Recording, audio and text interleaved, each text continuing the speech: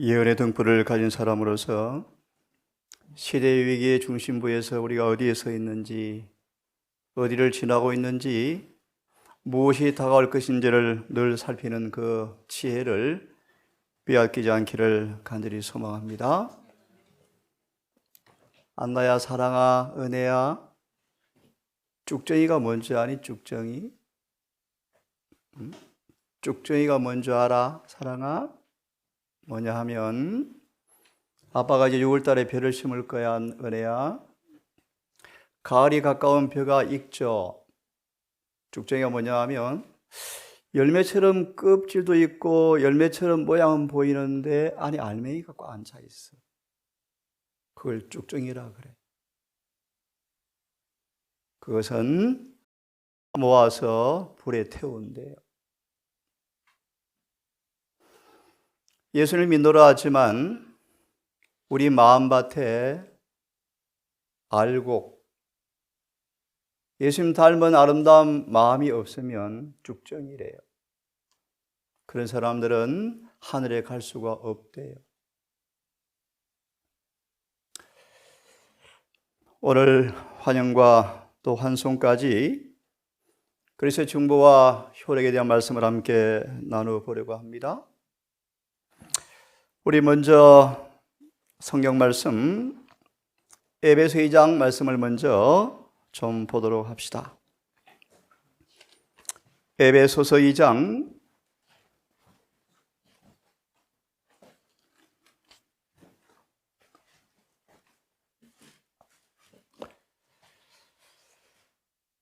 우리 18절을 제가 읽고 증언을 그리고 성경 한두 구절을 본 다음 말씀을 시작하겠습니다. 에베소서 2장 18절 이는 저로 말미암아 우리 둘이 한 성령 안에서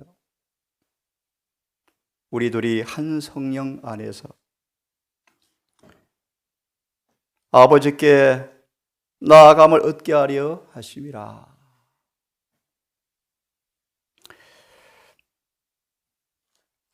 (2장 18절) 이 말씀에 연결된 증언을 좀 먼저 우리 보도록 합시다. 그리스도의 이름의 공로가 뭔지, 우리가 예수 이름으로 기도합니다 라고 말씀하시는데요, 이 본문을 좀 읽어보겠습니다. 우리는 예수의 이름의 공로를 의지하여, 주님 이름이 참 많죠. 그분의 사명이 공개되어진 그분의 이름의 특성들, 그렇죠? 이름의 공로를 의지하여 특별히 중보자, 대제사장 자격을 취득하셨더라. 아버지께, 하나님께 나아간다. 하나님은 우리가 우리의 모든 시련과 시험들을 그리스도께 가져가라고 하신다. 이는 그가 모든 것을 이해하시기 때문이다. 그분은 우리가 우리의 모든 불행을 인간의 귀에다 쏟아놓지 않기를 바라신다. 그리스도의 피를 통하여 우리는 은혜의 보좌 앞으로 나아갈 수 있으며 때를 따라 돕는 은혜를 얻을 수가 있다. 때를 따라 돕는 은혜를 얻을 수가 있다. 그러므로 은혜를 받되 헛되이 받지 말라고 권고합니다. 은혜의 결핍 때문에 멸망하지 않기를 원합니다.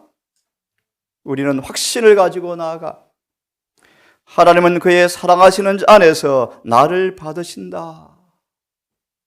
중보의 효력이죠. 사랑하시는 자 안에서 나를 받으신다. 왜냐하면 이는 저로 말미암아 우리 둘이 한 성령 안에서 아버지께 나아감을 얻게 하려 하십니다.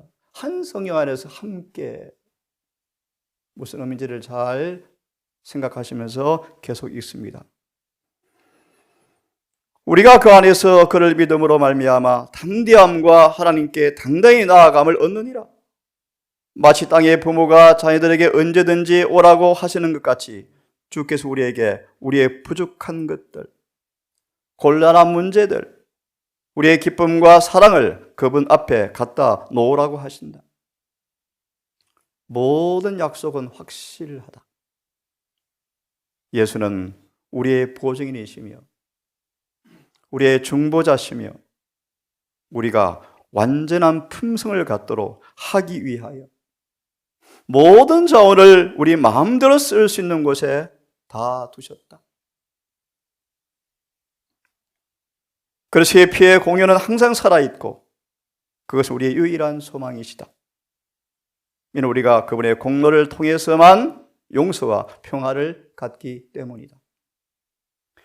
그리스도를 믿는 믿음으로 그리스도의 피의 능력이 그 영혼에게 현실로 나타날 때, 다시 읽습니다. 그리스도의 피의 능력이 그 영혼에게 현실로 나타날 때, 중보의 목적이죠. 뭘 의미하는지를 잘 아시겠습니까? 이어서 답을 주고 있습니다. 신자는 피의 공로가 삶 속에 적용되어서 현실로 드러날 때 그런 사람들은 선한 행실과 의의 열매를 맺음으로 그의 빛을 비출 것이다.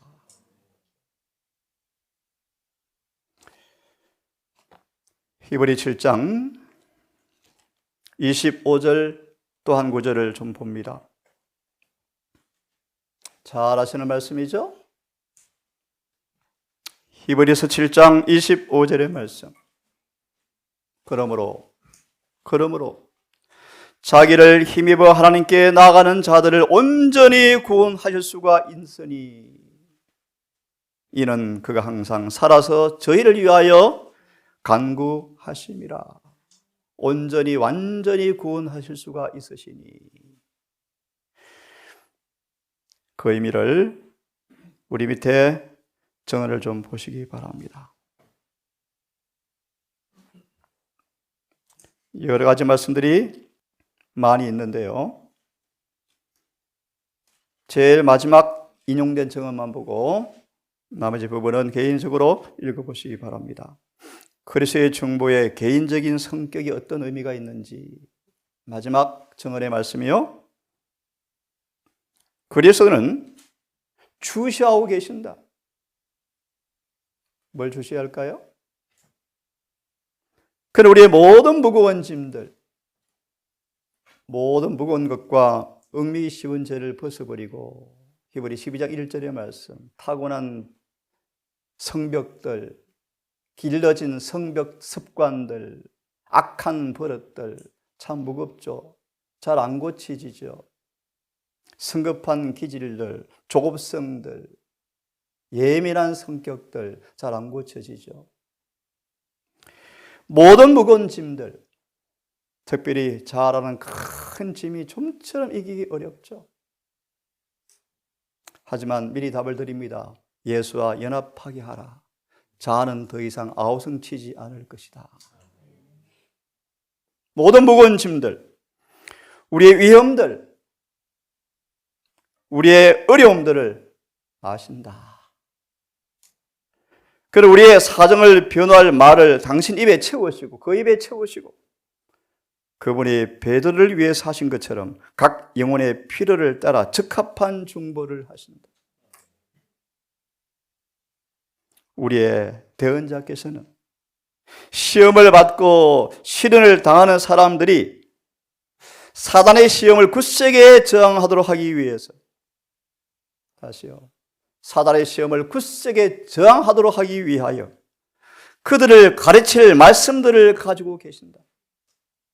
그때 이 중보의 은혜를 받는 사람들은 성령을 통하여 번쩍이는 말씀의 칼이 기억이 나게 하시겠다고 말씀하셨죠? 그분은 참으로 아름다운 놀라운 말씀이요, 원수의 움직임 하나하나 의미를 다 분석하고 계신다.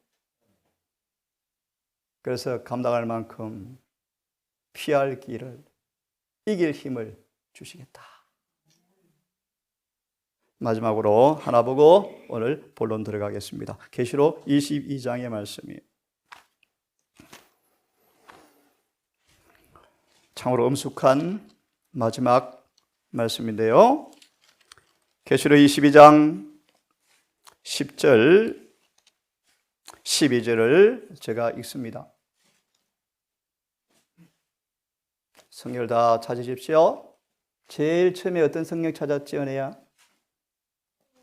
에베소서 2장 18절 잘했어요. 무슨 말씀이었죠 알아요? 안나? 그를 통하여 우리 둘이 한 성령 안에서 아버지께 나아감을 얻었다. 그런 구절이었어요. 또 어떤 구절을 찾았죠? 25절의 말씀을 찾았어요. 어떤 말씀이었습니까?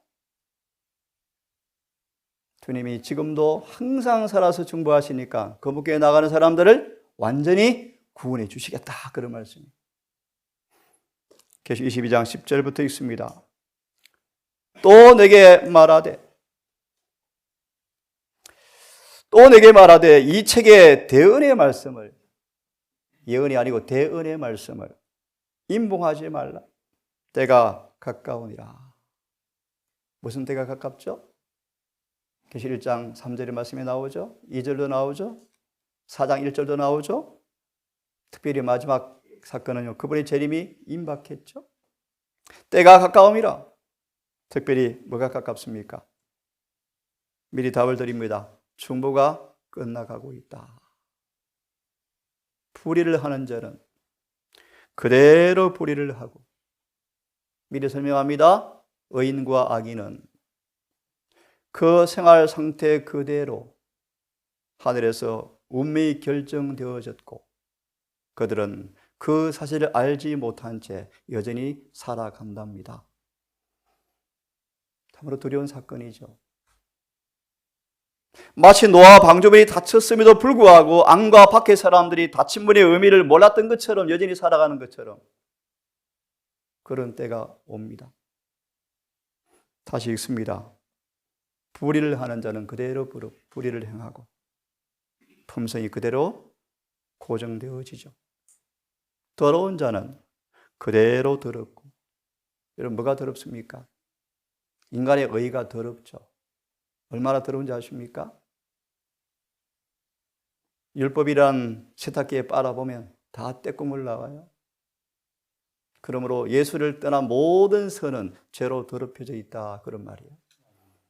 인간은 절대로 스스로 그분께서 인정하시는 선을 만들어낼 수가 없어요. 인간의 의는 더럽대요. 더럽대요. 더러운 자는 그대로 더럽고, 의로운 자는 그대로 의를 행하고. 의로운 자, 여러분 의로운 자 의미를 아십니까? 의로운 자, 그대로 의를 행하고 거룩한 자는 그대로 거룩하게 하라. 보라, 내가 속히 오리니. 이제 그분이 오시죠.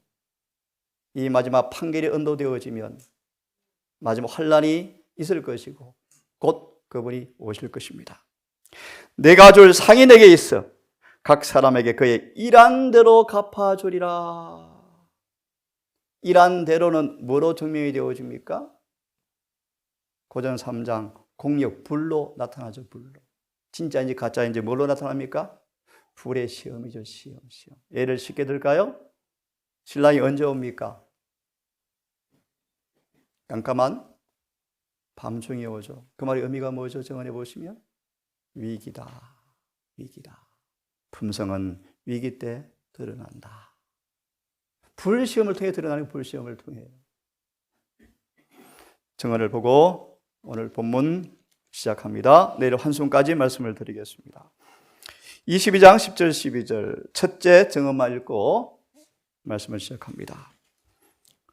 참으로 두려운 말씀이요 곧 끝나게 될 그리스도의 중보.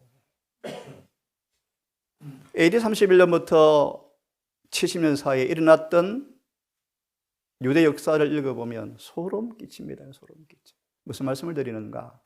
은혜 시간이 끝난 다음에 유대의 완전한 멸망까지 사건이 정말 무시무시한 사건이 엄청났더라고요. 무시무시해요. 곧 끝나게 될 그리스도의 중보. 내일 모레부터 다시 하겠지만 우리에게도 똑같이 벌어진답니다. 24장의 마태복음 말씀처럼요. 계속 읽어보겠습니다. 우리의 중보자로서 서 계신 분, 모든 회개의 기도와 자복을 들으시는 분, 하나 설명을 드릴까요? 에서가 늦게 후회했지만 아버지께서 그의 후회를 간합하지 아니하시고 거절하셨더라. 히브리 12장의 말씀. 뒤늦은 후회를 그분이 거절하셨더라. 그러므로 고 6장 1절 2절은 말합니다. 우리를 받아주는 때, 개역 성경은 은혜의 날로 번역되어 있는데요. 받아주는 때 빨리 회개하셔야 돼요. 우리의 회개와 우리의 자복을 들으시는 분, 그분의 머리에 둘려 있는 은혜와 사랑의 상징인 무직 의미하시겠죠. 언약을 100% 지켜줄게. 어떤 죄를 지었다 할지라도 중심으로 뉘우치면 우리의 기도와 자복을 받아주시고 용서해 준다는 보증이 무지개처럼 확실하다는 것입니다. 그분은 하늘 성소에서 그의 일을 곧 끝내실 것이다. 언제요? 곧 끝내실 것이다. 그때에는 그의 보좌에서 은혜와 자비가 내려지고 그 자리를 공의가 대신할 것이다. 이 사건이 예루살렘 멸망의 모습이었어요. 그의 백성들이 바라보는 그는 그의 권세 곧 최고의 이제 비로소 재판관의 직분을 맡으시게 되어진다. 금을하시길 환영과 환송을 통하여 그래서 중보에 대한 효력을, 그 의미를 같이 한번 생각해 보려고 합니다. 꺼져가는 심지가 있었습니다. 구원의 희망이라고는 영생의 소망이로는 찾아볼 수 없는 희망 없는 한 죄인이 있었습니다. 그는 바로 마리아였습니다. 사람들은 그를 큰 죄인처럼 취급했지만 예수님은 왜 그가 그렇게 되었는지의 환경을 잘 아시고 그를 체휼을 하셨습니다. 그는 꺼져가는 심지 같은 존재였지만 주님은 이 심지를 끄지 아니하시고 절망과 파멸에 있는 마리아를 건져주신 분은 바로 주님이신데 마리아는 그의 마음과 정신을 지배했던 사기 마귀를 7번이나 책망하시는 주님의 중보의 기도의 음성을 들었답니다. 성령을 통하여 그분의 음성을 들었답니다. 자신을 위해서 아버지께 온 마음으로 진심으로 탄원하시는 주의 음성을, 예수 음성을 마리아는 들었답니다. 그런다면 그는 주님의 흠이 없는 순결에 비하여 죄가 얼마나 더러운 것임을 알고 회개하여 이제 예수의 능력을 통하여 승리해 왔다. 이제 승리의 삶을 살았다. 더 나아가는 마리아는 거룩한 품성의 은혜로 거룩한 품성의 참여자가 되었다. 중보의 목적과 효력입니다. 꺼져가는 심지어 같은 마리아마저 주의 중보로 죄를 용서받고 승리자가 되었고 마침내 신의 성품에 참여해버렸습니다. 또 한 예정을 또 보겠습니다. 늘 잘난 체하고 주제 넘고 과신하고 늘 조급했던 베드로, 주님께서 이렇게 말씀하셨어요. 시몬아, 시몬아, 사단이 마치 이를 까부르듯 너를 자기 달라고 내가 청구하는 걸 내가 들었다. 의미 깊은 말씀이에요. 사단이 베드로는 내 겁니다. 나한테 주세요. 그냥 포기하세요. 왜요? 마귀의 것이 베드로 속에 숨어 있었거든요. 파렴치한, 변망덕한 성질이 숨어 있었죠. 나와 내 동료들을 하늘에서 내어 쫓은 당신께서 왜 베드로를 나한테 안 주십니까? 청구한 걸 내가 들었도다. 그러나 내가 너를 위하여 내 믿음이 떨어지지 않기를 기도하였노니 돌이킨 후에 내 형제를 굳게 하라.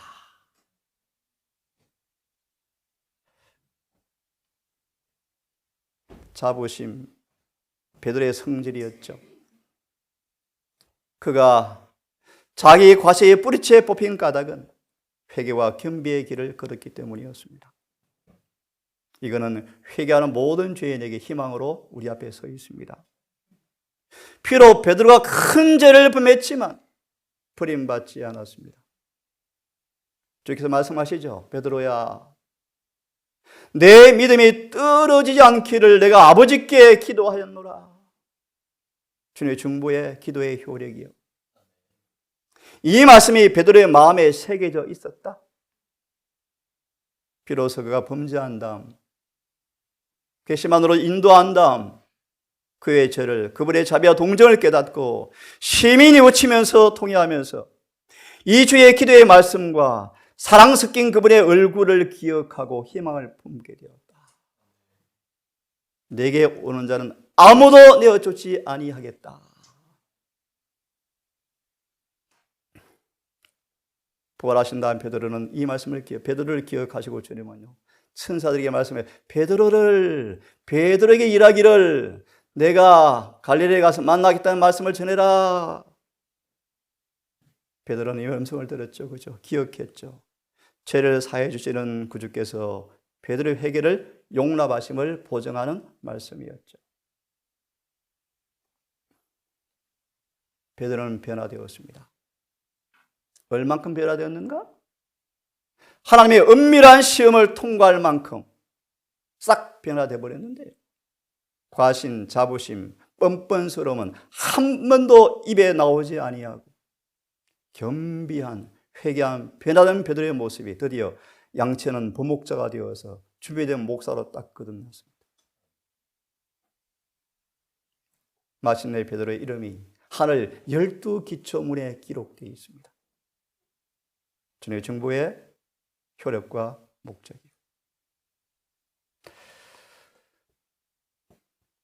우리는 늘 어떤 시험을 당하든 어떤 환경에 있든 충심으로 주를 의지한다면 홀로 버려둔 바 되지 않는다는 사실을 잊지 말기를 간절히 바랍니다.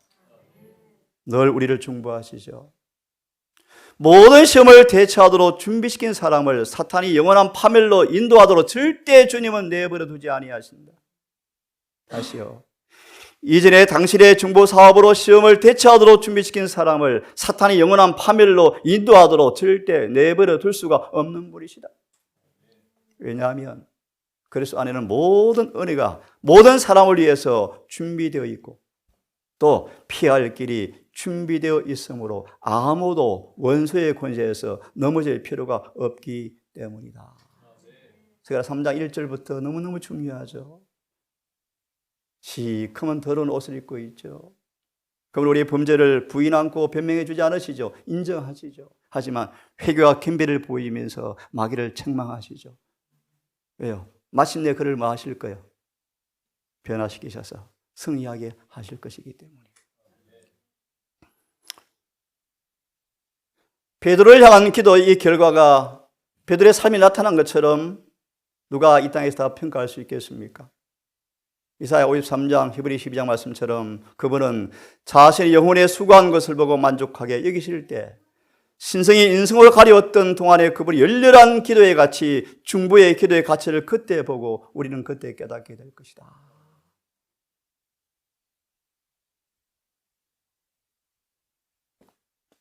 아론이 두 어깨의 가슴에 12지파의 이름들을 달고 안고 들어갔습니다. 그것처럼 주님은 우리의 이름을 가슴에 품고 아버지께 나아간다고 말씀하십니다. 우리의 대제사장께서는 당신을 의지하도록 격려하셨던 모든 말씀을 당신 스스로 다 기억하셔요. 반드시 언약을 지키는 분이시죠. 다윗에게 허락한 확실한 언약, 다윗같이 범죄했을지라도 충심으로 회개한다면 용서해 주시겠다는 당신의 말씀을 당신이 기억하신대요. 신실한 분이시죠. 그는 늘 당신 언약을 생각하신다. 히브리 8장 5절 13절. 언약이라는 말이 의미가 무엇인가? 내 목숨 내놓고 지켜줄게, 이 뜻이.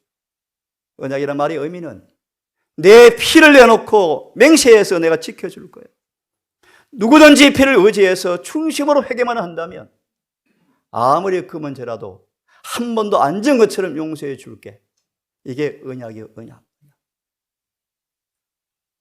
이제 나아가 우리를 성령을 통하여 우리가 하나님의 능력에 참여하게 되어질 때 주님의 생애는 그런 사람들이 어떻게 될 것인가를 보여주는 실물 교훈이더라. 중보의 목적이에요.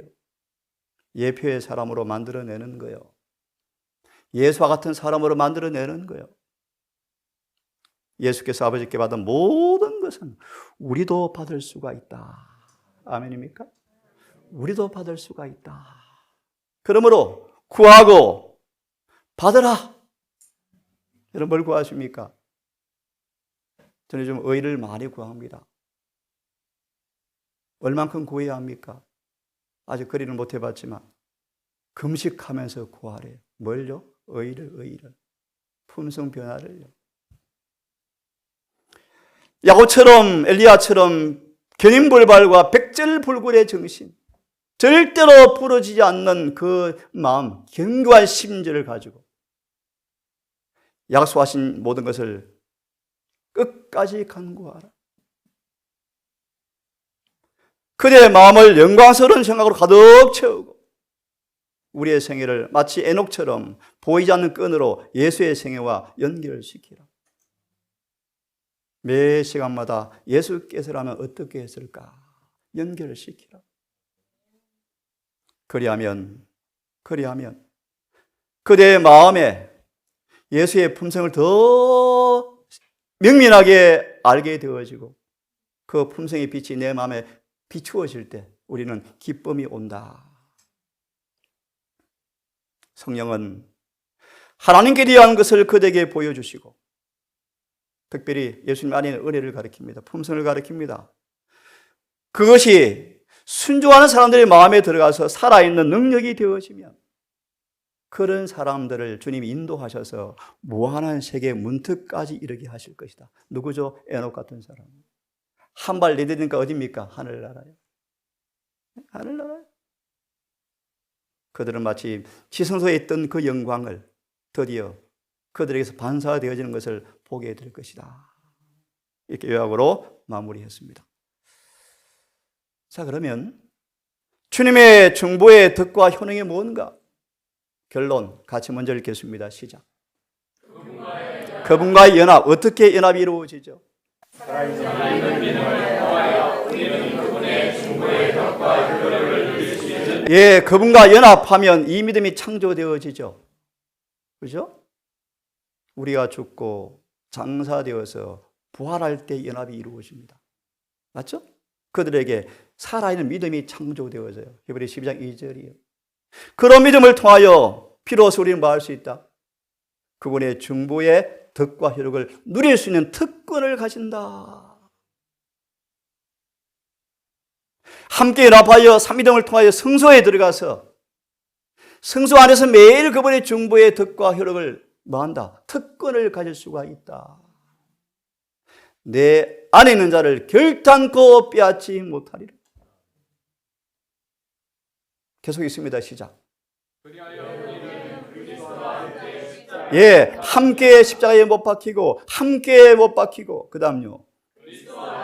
함께 죽고 함께 부활하며 함께 아멘 동행한다. 이게 주님의 중보의 덕과 효력이에요. 그래서 요한복음 17장이 이루어지죠. 그들에게 늦은 비가 주어지고 18장 계시로 성천 준비 끝이죠. 왜 그분이 지금 중보하십니까? 그분과 영원히 하나 되게 하려고. 로마서 8장 15절 21절. 그래서 뭐 하게 하려고요? 계명을 지키게 하려고. 그래서 어떻게 해요? 성천 준비 끝나게 하려고 늦은 비를 주실 거예요. 늦은 비를 주시면서 그들의 중보가 끝이 나버려요.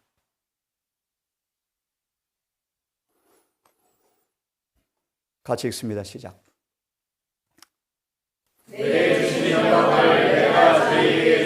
이게 무슨 말씀이죠? 스가랴 6장 13절의 말씀. 이 땅의 연한 순으로 어린 새싹으로 탄생하신 예수님. 무슨 뜻이라 그랬죠? 사천년간 타락한 인생을 가리켜요. 그런 순 같은 인생 안에서 성전 건축을 주님이 해버리셨어요. 누가 해주셨어요? 아버지께서. 다시 말하면 예수께서 땅에 오셔서 타락한 인간의 몸 안에서 흠이 점이 없는 품성을 이루신 것은 누가 주셨다? 아버지께서 그렇게 만들어 주셨다. 그 품성을 내가 저희에게 주었사오니. 뭘 통해서요? 그분과 연합을 통해서요. 그 다음 이는 시작. 이는 우리가 누굽니까? 예, 맞습니다. 아버지 아들이 어디에서 어느 면이 하나입니까? 영광이 동일하죠. 그런 면에서 품성이 같다 하나 된 것처럼 같이 있습니다. 예, 여러분, 우리가 어떻게 하나가 되어 오십니까? 백합화를 좋아하고 장미를 좋아하고 그것은 똑같을 수가 없어요. 하지만 적어도 어느 부분에 하나가 되어야 되는가? 옳고 그름에 있어서는 하나가 되셔야 돼요. 왜요? 같은 성령이신데요. 사상이 같아져야 돼요, 여러분. 목적이 같아져야 돼요. 그래야 연합이 이루어지죠. 안 그렇습니까? 예수의 품성을 나누어 받으면 뭐가 이루어집니까? 연합이 되죠, 연합이 되죠. 성화의 증거요. 23절 시작. 예, 비결이요, 비결. 어떻게? 곧 내가 저희 안에, 아버지께서 내 안에 계셔서 언제입니까? 침례받는 날. 한마디로 죽고 장례 치르는 날. 이 일이 이루어져요. 그러면 시작. 예, 중보의 목적의 결론이요. 뭡니까? 하나 되려면 뭐가 이루어져야 돼요?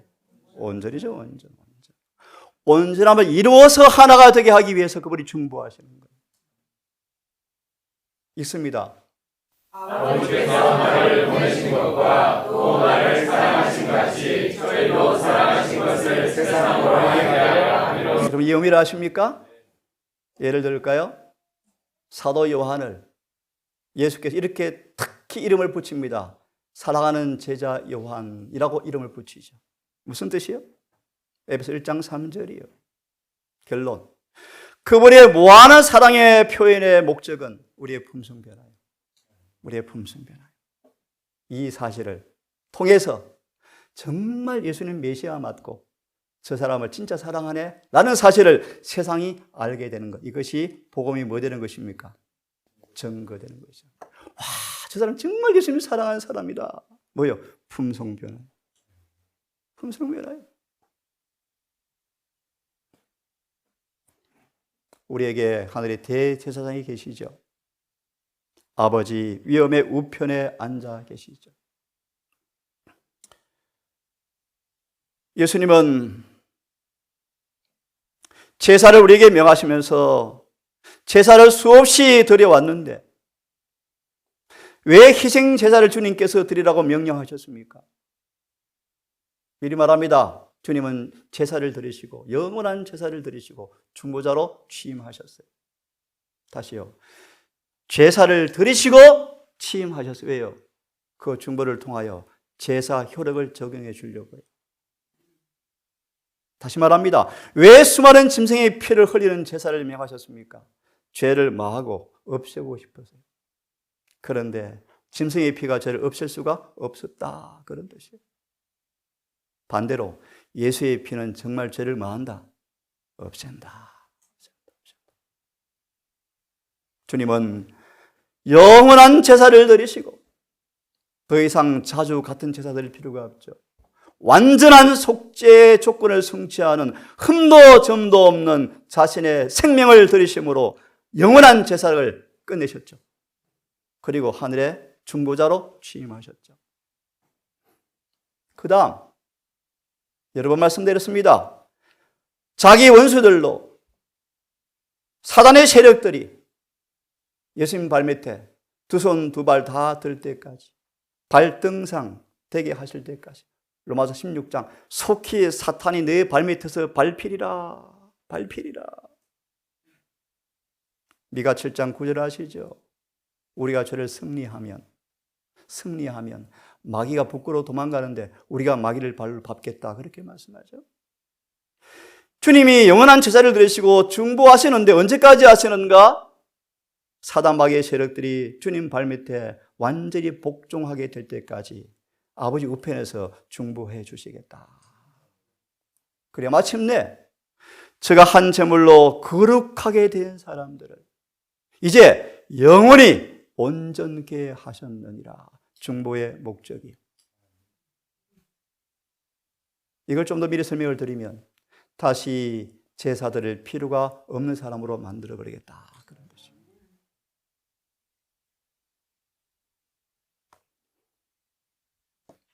성경 수많은 약속들이 있죠. 교정 8권. 수많은 하나님의 약속들을 마음의 방에 잘 걸어두어래요. 모든 인생의 국면마다 즉각 마음의 방에서 진리를 꺼내서 쓸 수 있을 만큼 잘 준비하시래요. 약속과 허락은 제한이 없다. 은혜의 보좌는 가장 매력이 있는데 히브리 4장 12절 14절 은혜의 보좌가 곧 문이 닫힙니다, 여러분. 계속 4장 1절 지금 문이 열려 있죠, 아직까지. 곧 닫혀요. 열면 닫을 사람이 없고 닫으면 열 사람이 없는 거기가 가라사대. 은혜의 보좌는 가장 높은 매력이 있는데, 왜냐하면 그분을 우리 아버지로 부르도록 허락하신 한 분이 그곳에 계시기 때문이다. 왜? 중보자가 있다는 중보자가요. 엊그제 눈에서 눈물이 흘러내리고 있는데 우리 아이가 왔었습니다. 우리 아버지가 생각이 나더라고요. 아버지가. 예, 자녀에게 정말 사랑하는 아버지가 계신다는 것 얼마나 값진 복입니까? 반대로 고아 얼마나 불쌍합니까? 우리 중보자 때문에 아버지가 계셔요. 아버지가. 그 중보자 통해서 아버지께 나아갈 수가 있어요. 그 아버지께 무엇이든지 약속의 조건에 응하여 허락을 의지하고 구하면 아버지는 한 번도 우리를 실망시키지 않는 분이 계십니다. 하나님은 그분 자신만의 사랑을 주시고 계시는 동안은 구속의 완전한 원칙이 수행되었다고 간주하지 않으신다. 이 번역이 조금 그래요. 무슨 말인가를 잘 들으십시오. 그분의 약속으로 그분께서는 당신의 제단에 우리의 인성을 옷 입으신 한 옹호자를 두셨기 때문이다. 그래서 결국 뭐요?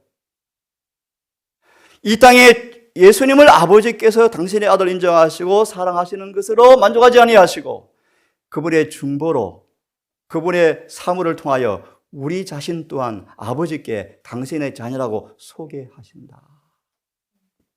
참 놀랍죠? 주님은 그분을 받아들인 사람들을 위해서 중보하신다. 아버지, 내 자녀가 여기 있습니다. 그들에게 당신의 능력을 주시며 당신의 공로와 덕으로서 하늘 왕의 자녀와 왕의 가족이 이른이 되게 하신다. 얼마나 놀라운 특권입니까? 모세가 희생한 것은 희생이 아니었고 값비싼 사탕 발림에 불과했다. 애굽의 왕이 되는 것은 사탕 발림이요, 사탕 발림. 죽어서 미라밖에 더 됩니까? 안 그래요? 하지만 모세는 지금 어디가 있습니까?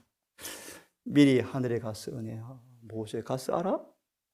안 나들어요? 모세가 이미 하늘에 갔어요. 얼마나 좋을까요?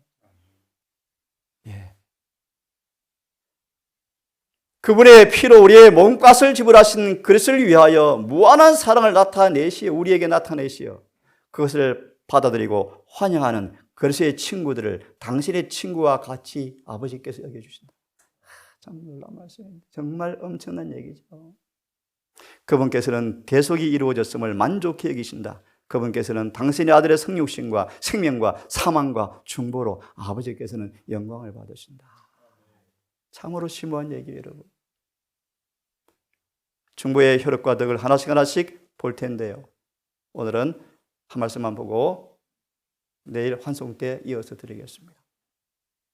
왜 중보하시는가? 중보의 목적과 혈육이 뭔가? 따라서 크게 읽으십시오. 율법을 마음에 기록하고. 왜 중보하신다고요? 율법을 마음에 기록하고, 또 따라하십시오. 순종하도록. 율법을 마음에 기록하시고 순종하도록 중보하시고 마침내 뭐하도록? 죄를 끝나도록 중보하신다. 아멘. 그래서 그런 사람들에게 뭐가 쳐지는 거예요? 인이 쳐지는 거예요. 그때 구원 끝이요.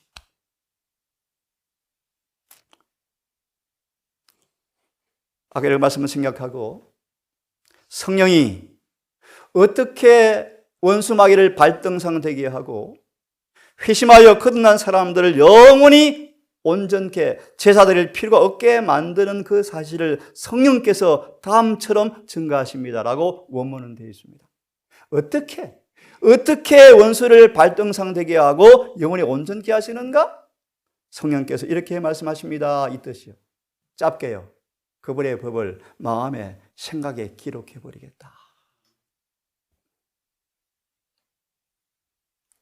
그러면 그들의 모든 죄를 다시는 기억지 아니하시고 도말해 버리겠다. 그리고 다시는 제사 드릴 필요가 없어 중보가 끝난다.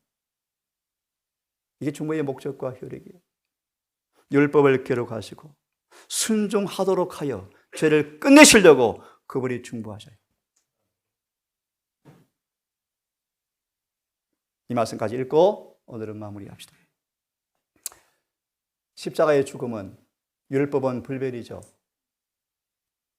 율법에 대한 완전한 순종이 영생의 조건이라고 가르치는 설교를 찾아보기가 어려워 이 재림교회가 지금. 개신교식 구원론이 팔을 치고 있죠. 십자가는 율법은 불변입니다. 무슨 뜻이요?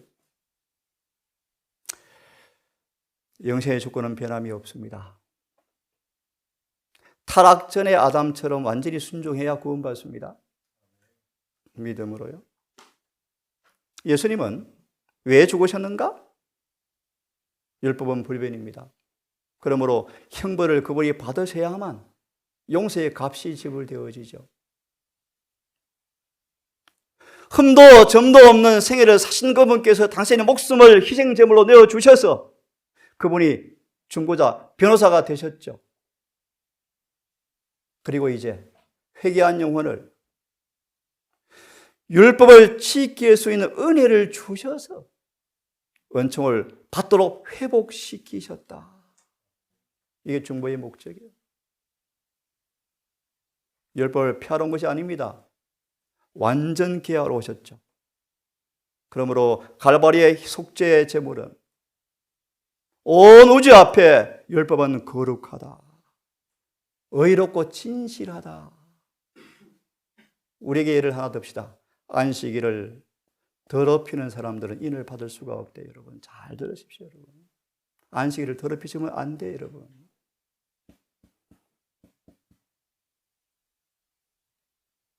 그분의 죽으시면 속죄의 제물은 율법은 여전히 거룩하고 여전히 의롭고 진실하다는 것이 그분의 죽으심이 입증하셨다. 주님은 율법을 이사야 42장 1절 2절의 말씀이요. 율법을 크게 하며 존귀케 하기 위해서 이 땅에 오셨다. 로마서 10장의 말씀이요. 예수님은 율법을 완전히 성취하러 오셨죠. 폐하러 오신 것이 아니죠. 그래서 의를 만들어 놓으시고 그 의를 입혀주시고 나누어 주어서 우리 또한 이 땅에서 예수님의 몸 안에 이루어진 것들을 그대로 받아 살아가서 구원받도록 하기 위해서 그분이 죽으시고 중보하신 것입니다. 오늘 여기까지 하겠습니다. 여러분 아직도 주님이 중보하심을 감사합시다. 은혜 보좌 앞에 나아가십시오. 히브리 7장 25절 너무너무 감사하죠. 모든 사단의 움직임을 다 분석하시고 성령으로 신호를 보내시고 천사를 파견해서 도와주어서 그 시험에서 마하게 우리를 넘어지지 않도록 지키셔서 완전히 구원하시는 주님의 중보의 능력, 이 효력을, 특권을 독특하게 누리시기를 간절히 바랍니다. 기도합시다. 우리를 이처럼 사랑하시는 아버지, 우리의 배은망덕을 오래 참으시고 우리의 파렴치함을 긍휼로 바라보시고 우리 수많은 배신과 반역을 무한한 자비로 기다리신 우리 아버지 참으로 감사합니다.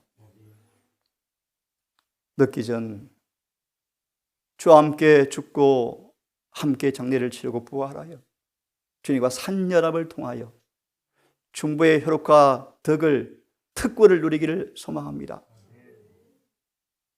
죄가 완전히 용서되어지고 율법의 기록이 되어지고 율법의 순종이 절개되어져서 더 이상 우리의 삶 속에 제사 드릴 것이 없는 영원한 완전케 되는 경험까지 있기를 원합니다.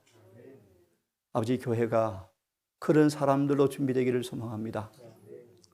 우리의 의무들이 우리 앞에 놓여 있어서 때때로 무거운 짐이 되어서 때때로 지치게 하지만 망각하지 말게 하시고, 우리의 가장 큰 의무는 하늘 지성소 주님의 하신 일을 이해하고 늘 믿음으로 성소 안에서 발견되어지는 자가 되라고 명령하셨습니다.